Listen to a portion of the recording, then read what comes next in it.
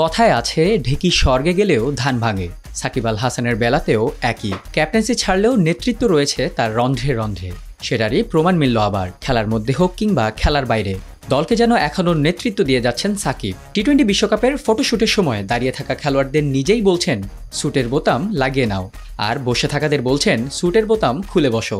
আবার দেখিয়েও দিচ্ছেন কোথায় কার বসা উচিত। প্রকৃত লিডার তো এমনই হওয়া উচিত। টি-20 বিশ্বকাপের জন্য যুক্তরাষ্ট্রের উদ্দেশ্যে দেশ ছাড়ার আগে বুধবার মিরপুরের হোম অফ ক্রিকেটে শেষবারের মতো আসেন বাংলাদেশ জাতীয় ক্রিকেট দল। প্রথমে একটু প্র্যাকটিসে ঘাম ঝরিয়ে তারা তৈরি হন অফিসিয়াল ফটোশ্যুটের জন্য। কিন্তু যে ফটোশ্যুট হওয়ার কথা ছিল দুপুর 1টায়, তা 1 ঘন্টা পিছিয়ে শুরু হয় 2টার দিকে। সুটেড বুটেড হয়ে ড্রেসিং রুম থেকে প্রথমে বের হন দলের নতুন মুখ তানজিদ তামিম। তার পেছন পেছন বের হন জাকের আলী, সাকিব আল হাসান, ক্যাপ্টেন শান্ত সহ দলের বাকি সবাই।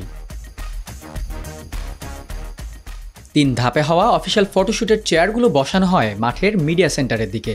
সেখানেই দলের অর্ধেক খেলোয়াড় গিয়ে বসেন আর অর্ধেক দাঁড়িয়ে থাকেন ঠিক পেছনেই। শুরু হয় প্রথম পর্বের ফটোশ্যুট, যেখানে থাকেন বিশ্বকাপ দলে থাকা শুধুমাত্র 15 জন খেলোয়াড়ই।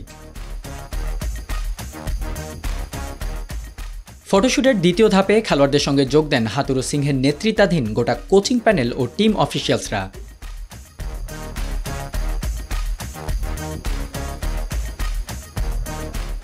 এরপর শেষ ধাপে ফটোশ্যুটে যোগ দেন বিসিবি প্রেসিডেন্ট নাজমুল হাসান পাপন সহ বাকি কর্মকর্তারা। আর এই পুরো ফটোশ্যুটকে নেতৃত্ব দিচ্ছিলেন শাহরিয়ার নাফিজ।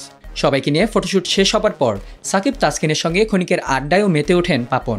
এরপর সেখান থেকে প্রেস কনফারেন্সে যোগ দেন কোচ হাতুরু সিংহে ও ক্যাপ্টেন নাজমুল হোসেন শান্ত।